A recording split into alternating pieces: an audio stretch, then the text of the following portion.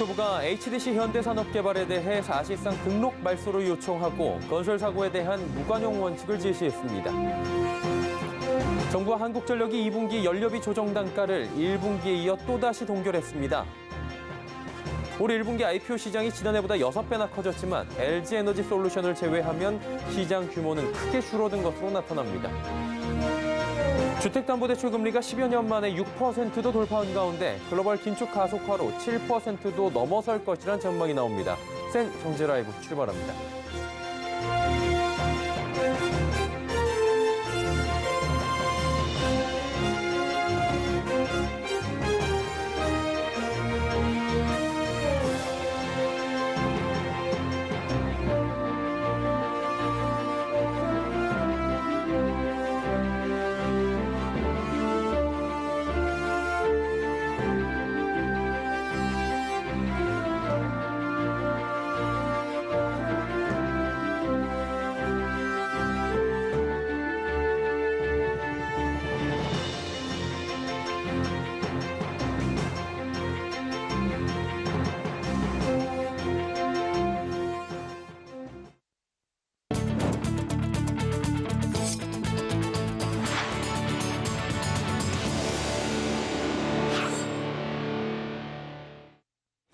시청자 여러분 안녕하십니까? 센 경제라이브 서정덕입니다. 국토교통부가 서울시 광주 화정동 아파트 붕괴 사고를 일으킨 HDC 현대산업개발에 대해 사실상 등록 말소를 요청했습니다. 이미 시행 중인 중대재해처벌법에 원스트라이크 아웃제 도입까지 예고하며 건설 사고에 대한 무관용 원칙을 제시했는데요. 서청석 기자가 전해드립니다.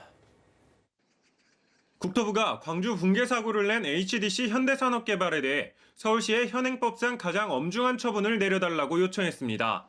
현행법상 최고 징계는 등록 말소 또는 영업정지 1년으로 두 경우 모두 기업에는 치명적입니다. 국토부는 HDC 산업개발 아파트 붕괴 사고 제재 방안 및 부실 시공 근절 방안 브리핑에서 이번 사고의 원인과 피해 규모를 볼 때 원도급사인 HDC 현산에 대해 엄중한 처분이 적용될 필요가 있다며 이 같은 결정을 내렸다고 밝혔습니다. 건설산업기본법 제83조에 따라 고의나 과실로 부실하게 시공해 시설물 구조상 주요 부분에 중대한 손괴를 일으켜 공중에 위험을 발생하게 한 경우 등록 말소 또는 영업정지 1년을 부과토록 규정하고 있습니다. 서울시는 이미 국토부에 처분 요청이 오면 6개월 내에 신속히 행정처분을 내리겠다고 밝힌 상황입니다. 따라서 늦어도 오는 9월 안에 실제 처분이 내려질 전망입니다. 이와 더불어 국토부는 불법 하도급과 관계없이 부실 시공에 따른 사망사고가 발생할 경우 원투 스트라이크 아웃제를 도입한다고 밝혔습니다. 시설물 중대 숭괴로 인한 일반인 3명 또는 근로자 5명 이상 사망 시에는 바로 등록 말소하고 5년간 부실 시공 2회 적발 시 등록 말소하는 원 스트라이크 아웃, 투 스트라이크 아웃 제도를 도입한다고 밝혔습니다. 다만 일각에선 또다시 처벌만 강화하는 데 대한 우려의 목소리도 나옵니다.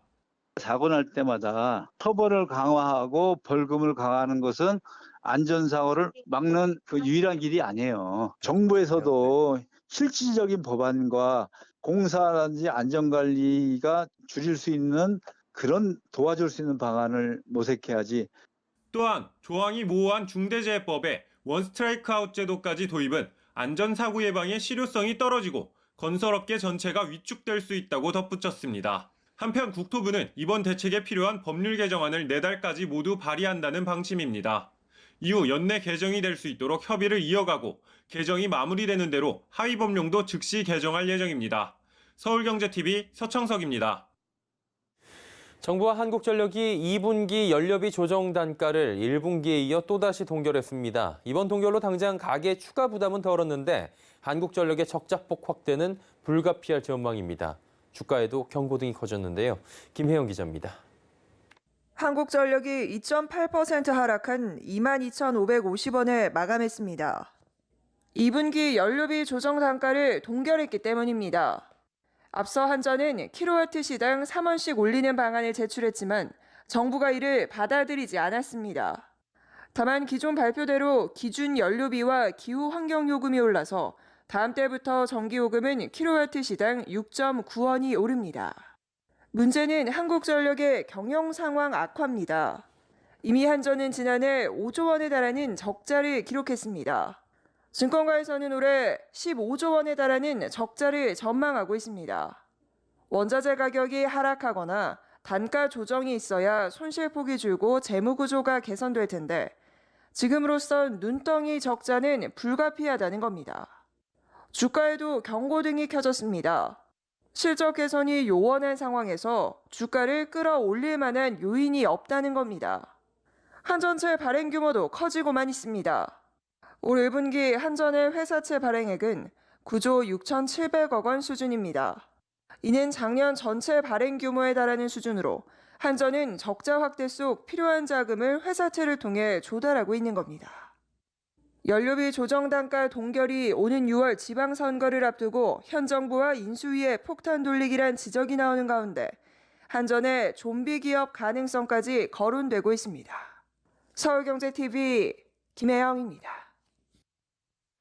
올해 1분기 IPO 시장이 지난해 같은 기간 대비 6배나 증가한 것으로 나타납니다. 하지만 LG에너지솔루션을 제외하면 시장 규모는 크게 줄어들었고 신규 상장 기업 수도 감소한 것으로 나타나 실제로는 IPO 시장이 침체된 것 아니냐는 우려의 목소리도 나옵니다. 배유한 기자입니다. 올해 IPO 시장이 지난해 1분기 대비 큰 폭으로 급증한 것으로 나타났습니다. 컨설팅 기업 IR큐더스에 따르면 1분기 공모 금액은 13조 3,621억 원으로 전년 동기 대비 약 6배 증가한 것으로 조사됐습니다. 공모 규모가 크게 증가한 배경에는 지난 1월 말에 상장한 LG에너지솔루션 효과가 컸습니다. LG에너지솔루션의 공모 금액은 12조 7,500억 원으로 1분기 전체 공모 금액의 95%에 달했습니다. 신규 상장사는 21곳으로 전년 동기 대비 3곳이 감소했습니다. 특히 희망 공모가 밴드 상단 초과 기업은 6개사로 지난해 같은 기간 대비 9개사가 줄어들었습니다. 침체된 IPO 시장 분위기에 대해 IR큐더스는 금리 인상, 스태그플레이션, 우크라이나 사태 등으로 인한 글로벌 금융시장 변동성 확대가 IPO 시장 침체로 동조화됐다며 자동차 로봇, 메타버스, NFT 등 업종에 따른 투심 편차가 컸다고 설명했습니다. 반면 침체된 IPO 시장이 하반기에는 회복할 것이라는 전망이 나오고 있습니다. 하반기에는 원스토어, 현대오일뱅크, 교보생명보험 등 대형급 기업들이 코스피 입성을 예고하고 있고 IPO 시장 활성화를 위해 거래소가 기업 공개 규정 강화에 나서고 있기 때문입니다. IR큐더스 관계자는 최근 거래소는 상장 기업의 물적 분할로 자회사 상장 규정과 스톡옵션 처분 제한 규정안 마련을 통해 IPO 시장 내 기업의 책임 경영과 투자자 보호에 나서고 있다고 밝혔습니다. 이와 함께 거래소는 이른바 기관들의 뻥튀기 청약 문제를 개선하기 위해 IPO 수요 예측 기관 규정 개정안을 5월 1일 이후 첫 증권 신고서 제출 기업부터 적용한다는 방침입니다. 서울경제TV 배유한입니다. 신성식품 새벽 배송 기업 컬리가 기업 공개 절차에 들어갔습니다. 빠르면 올 7월 중 상장이 가능할 전망인데요. 최민정 기자입니다. 컬리는 전일 한국거래소에 유가증권시장 상장 예비심사 신청서를 제출했습니다. 새벽 배송으로 주목을 받은 컬리가 유니콘 기업 특례 요건으로 국내 이커머스 1호 상장에 성공할지 관심이 쏠리고 있습니다. 유니콘 기업 특례 요건은 시가총액이 1조 원 이상이면서 성장성을 인정받은 기업으로 적자 규모와 상관없이 상장 예비심사 청구가 가능토록 한 제도입니다. 컬리는 작년까지 누적 영업적자가 5천억 원에 달해 기존 상장 기준을 적용하면 불가능했지만 이 제도로 상장이 가능해진 겁니다. 컬리는 2015년 새벽 배송을 처음 선보이며 많은 소비자들의 관심을 끌었고 가입 고객도 1,000만 명을 돌파한 기업인 만큼 성장성은 이미 검증된 상황으로 평가됩니다. 상장 시기는 이르면 오는 7월로 예상하고 있고 현재 희망 공모가는 9만 원에서 13만 원으로 이를 기준으로 하면 시가총액은 4조 원에서 6조 원 규모로 예측됩니다. 전문가들은 부진한 기업 공개 시장 속에서 컬리가 성공적으로 상장한다면 다른 유통 플랫폼 기업들의 기업 공개 또한 잇따를 것으로 전망하고 있습니다. 다만 공모주 시장이 침체된 분위기인 만큼 기업 가치를 높게 평가받기는 어려울 거란 분석도 나오고 있습니다. 서울경제TV 최민정입니다.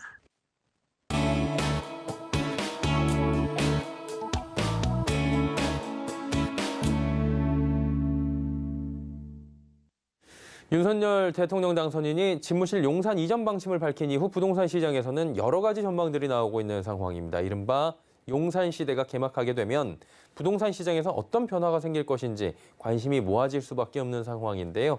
자세한 내용 들어보도록 하겠습니다. 부동산부의 설석용 기자 연결돼 있습니다. 설 기자 나와 있습니까? 네, 안녕하십니까? 예. 일단은 문 대통령과 윤 당선인 회동이 있었습니다. 그러다 보니까 용산시대 스케줄이 좀 앞당겨질지에 대한 관심이 모아지고 있는데요. 현재 상황 어떻게 돌아가는지 먼저 정리부터 해주시죠. 네, 윤석열 당선인은 대통령 집무실 용산 이전을 공식 발표하면서 국민적 관심이 높아지고 있습니다. 용산 국방부 청사로 집무실을 이전하겠다고 밝힌 건데 우선은 5월 10일 취임 전까지 이전이 가능할지 여부를 놓고 관심이 뜨겁습니다. 먼저 대통령 인수위가 대통령 집무실 이전과 관련해 신청한 496억 원의 예비비를 정부가 승인하느냐가 관건인데요. 아직까지 정부는 부담스러워하는 모습을 보이고 있습니다. 어제 윤 당선인과 문재인 대통령의 첫 번째 공식 만남이 있었습니다. 장제원 당선인 비서실장은 회동 이후 브리핑을 통해 문 대통령이 집무실 이전 지역에 대한 판단은 차기 정부의 몫이라고 생각한다며 지금 정부는 정확한 이전 계획에 따른 예산을 면밀히 살펴 협조하겠다고 말했다고 전했습니다. 이를 놓고 의견이 분분합니다. 윤 당선인 측은 5월 10일 취임 전 집무실 이전에 대해 정부가 협조하겠다는 뜻을 보였다고 해석하고 있는 반면 청와대 측은 면밀히 살펴 협조하겠다는 입장이라며 조건부 약속이라는 점을 강조하고 있습니다. 앞서 청와대가 한반도 안보 위기 고조를 이유로 촉박한 시일 안에 대통령 집무실 등을 이전하겠다는 건 무리한 면이 있어 보인다고 밝힌 것처럼 취임 전까지 집무실을 이전하는 건 사실상 어렵다는 전망이 나오고 있습니다. 현 정부가 예비비를 승인해주지 않는다고 하더라도 윤 당선인 취임 이후에 대통령 집무실 용산 이전은 가능한 상황이잖아요. 이에 따라서 이제 부동산 시장 변화가 지금 점쳐지고 있는데 관심도 높아지고 있고요. 이 부분도 짚어주시죠. 네, 윤 당선인은 취임 전까지 집무실 이전이 안 된다면 현재 사용하고 있는 통이동 당선인 사무실에서 대통령 집무를 시작하겠다고도 밝혔습니다. 임기가 시작된 뒤에도 집무실 이전 문제부터 해결하겠다는 강한 의지로 해석됩니다. 대통령 집무실이 용산 국방부 청사로 이전하게 되면 본격적인 용산 시대가 개막하는 셈입니다. 정치 1번지가 용산으로 바뀐다는 말이 나올 정도로 정치 지형도에도 큰 변화가 예고되고 있습니다. 국방부 용산 청사와 청와대 부지를 중심으로 부동산 시장의 관심 역시 커지고 있는데요. 국방부 청사는 군사적 요충지에서 정치 1번지로 바뀌는 것만큼 인근 인프라 확충에 속도가 붙을 거란 전망이 뒤따르고 있습니다. 용산은 지리적으로 서울 중심에 위치하고 있지만 군사적 요충지라는 이유로 그동안 개발 계획에서는 뒷전이었습니다. 군사시설 보호구역으로 지정돼 민간 개발이 불가능했기 때문입니다. 또 남산 일대 건축물은 12에서 28m 고도 제한이 묶인 영향으로 고층 건물을 지을 수 없었다는 제약도 있었습니다. 윤 당선인이 대통령 집무실 용산 이전 이후 추가 규제는 없다고 확실히 선을 그었기 때문에 앞으로 용산 지역 개발이 가속화될 것으로 보입니다. 용산 이전 이후에 이제 눈여겨볼 만한 대표 사업지나 부지가 있을 텐데 어디가 있을까요? 네, 가장 주목되는 곳은 국방부 옆에 조성될 용산 민족공원입니다. 용산 민족공원은 평택으로 이전한 미군 기지에 들어서는 국가공원인데요. 미국 뉴욕 센트럴파크와 비슷한 규모인 303만 제곱미터로 조성될 예정으로 이미 한국판 센트럴파크라는 별칭이 붙는 등 관심이 뜨거운 사업입니다. 아직 사업 부지에 대한 소유권 반환 문제 등 풀어야 할 과제는 있지만 윤 당선인의 의지대로 개장 시기가 빨라질 거란 전망이 나오고 있습니다. 또 서울의 마지막 금싸라기 땅이라고 불리는 용산 정비창 부지에 들어설 용산국제업무지구 사업이 탄력을 받을 것으로 기대됩니다. 용산 정비창 부지는 오세훈 서울시장이 용산국제업무지구 조성을 계획했다가 2020년 문재인 정부가 약 8천 가구의 주택을 공급하겠다고 밝히면서 당초 개발 계획과는 멀어졌습니다. 하지만 오 시장이 재집권에 성공하면서 조만간 개발 가이드라인을 발표할 것으로 알려져 관심을 모으고 있습니다. 삼각지역과 용산역, 신용산역 일대 정비사업 예정 지역들 역시 기대가 높아지고 있습니다. 용산 정비창 전년 2, 3구역은 고층 주상복합이 성공적으로 들어서는 등 이미 변화가 시작됐는데요. 나머지 1구역 재개발도 지난해 7월 조합 설립 인가를 마치고 개발 대열에 합류했습니다. 신용산역 주변 지역도 대형사들의 진출과 고층 주상복합들이 들어서 일대 부동산 시장이 들썩이고 있는 분위기입니다. 또 이제 용산에 있는 전통적인 부촌들 있지 않습니까? 이곳에 대한 관심도 모아지고 있다고 하는데 어떻습니까? 네, 동부 이촌동이나 한남동 등과 같은 부촌들의 활약도 기대됩니다. 이촌동 한강맨션과 한강 삼익 아파트들이 초고층 재건축을 예고하면서 업계에선 용산시대에 불을 지필 것이라고 내다보고 있습니다. 특히 서울 재개발 최대어로 불리는 한남 3구역이 현대건설을 시공사로 선정하고 DH 한남으로의 탈바꿈을 준비하고 있어 일대 개발 사업 탄력 효과로도 이어질 수 있다는 전망이 나옵니다. 예, 그렇다면은 이제 반대로 현재 청와대 인근 지역들에 대한 개발 호재에 대한 궁금증도 있을 텐데 이 부분은 어떻습니까? 네, 윤 당선인이 청와대를 국민들께 돌려드리겠다는 약속을 하고 청와대 개방 방침을 밝혔습니다. 인수위는 청와대 개방으로 인한 연간 수익이 2천억 원에 달할 거라는 전망도 내놨는데요. 우선 청와대 인근 지역은 현재 국가 안보와 자연 경관 등 문제로 고도 제한 등 규제로 묶인 상태입니다. 또 경복궁을 비롯한 일대 문화재 보존 문제도 있기 때문에 차기 정부가 집무실을 이전한다고 해서 바로 청와대 일대가 개발되기는 어려울 거란 전문가들의 반응이 지배적입니다. 특히 윤 당선인이 집무실을 이전한다고 해도 차차기 정부가 다시 청와대 집무실로 복귀할 가능성도 있기 때문에 청와대 활용법에 대한 논의는 앞으로도 상당 시간 필요할 것으로 보입니다. 아직 용산 이전 외에 별다른 계획을 내놓지 있지도 않기 때문에 청와대 인근 지역에 대한 얘기는 다소 이르다는 분석이 나오고 있습니다. 예, 5월 10일이면은 윤석열 정부가 임기를 시작하게 됩니다. 대통령 집무실 이전 문제는 기정사실화되고 있는 상황이고요. 새롭게 시작되는 용산시대에 대한 걱정 반, 기대 반인 상황일 텐니다. 앞으로 인수위 등 차기 정부의 방침에 따른 일대 부동산 시장 반응도 주목되고 있죠. 오늘은 여기까지 듣도록 하겠습니다. 부동산부의 설석용 기자였습니다. 고맙습니다. 감사합니다.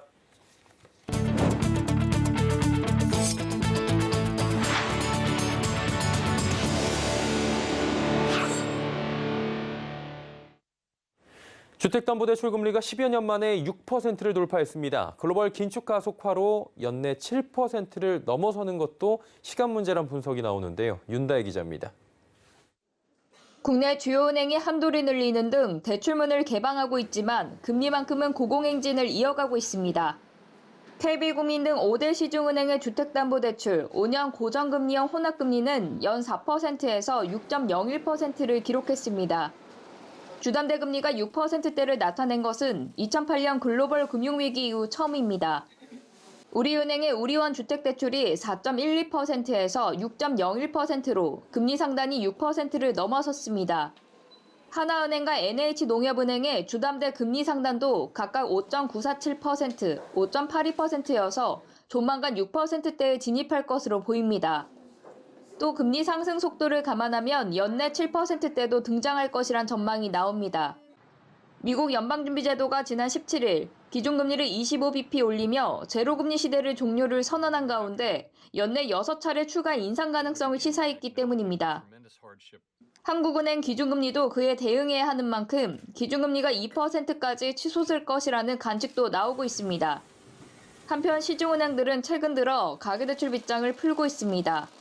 중단했던 상품 취급을 재개하고 한도를 다시 늘리는 등 정부가 집값과의 전쟁을 벌이는 동안 자제해왔던 영업활동에 적극 나서고 있습니다. 하지만 금리 고공행진에 따른 이자 부담이 문턱으로 작용해 이전과 같은 대출 수요가 나올지는 의문입니다. 서울경제TV 윤다입니다. 세븐일레븐과 미니스톱 본격적으로 하나가 됩니다. 통합 작업에 들어간 두 회사는 시너지를 창출해 브랜드 경쟁력을 높인다는 전망인데요. 김수빈 기자입니다. 원팀 원드림. 세븐일레븐과 미니스톱이 내세운 통합 비전입니다. 지난 22일 코리아세븐의 미니스톱 인수를 위한 후속 절차가 마무리되자 양사의 통합 작업이 속도를 내고 있습니다. 세븐일레븐은 이번 인수로 2,600여 개의 미니스톱 점포를 끌어안아 총 14,000개 수준의 점포를 확보하게 됐습니다. 이로써 편의점 시장에서의 영향력을 더 공고히 할 전망입니다.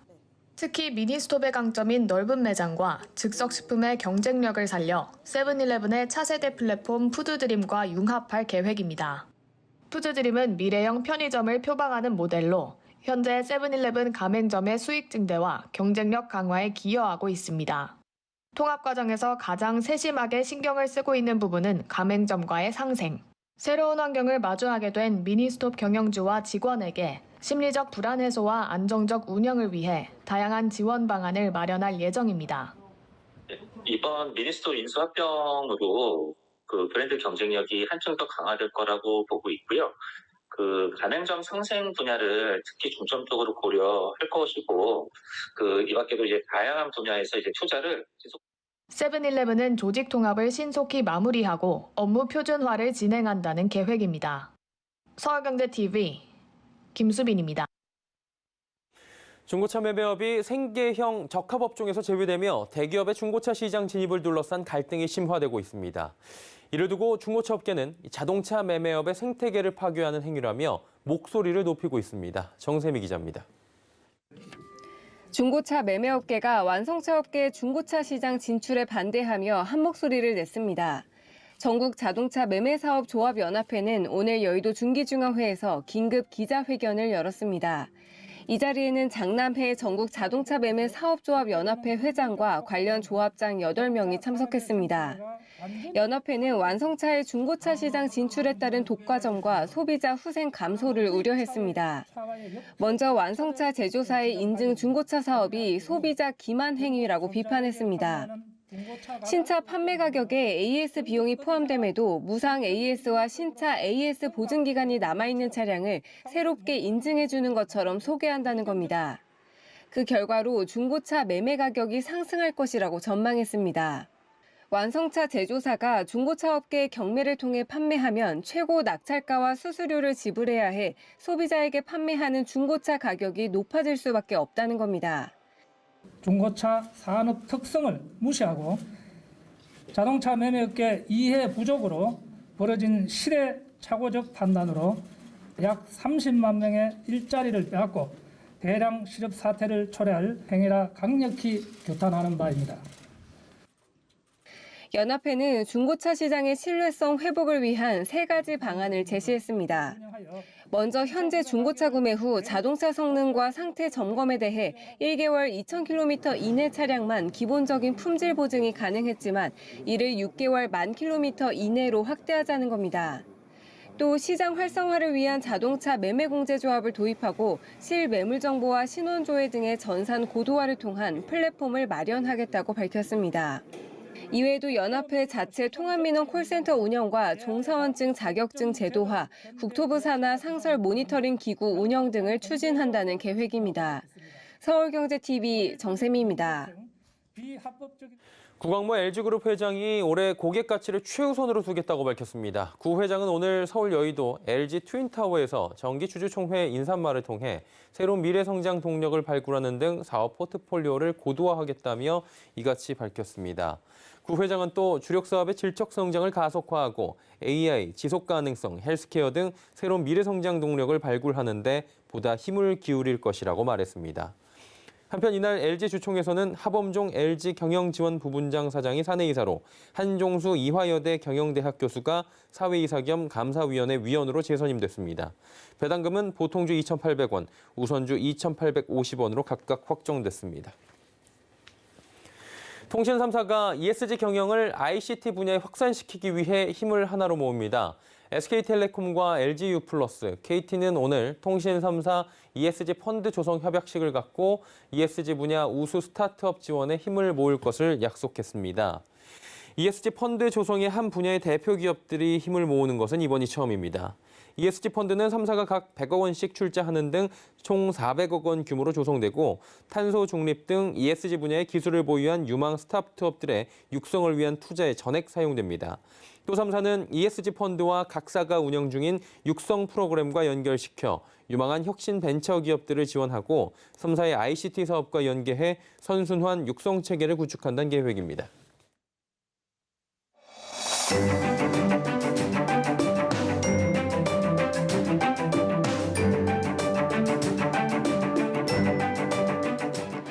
안녕하세요. K웨더 라이프스타일 리보 박유라입니다. 오늘 포근한 봄 기운이 가득한 하루였습니다. 내일은 비 소식이 있습니다.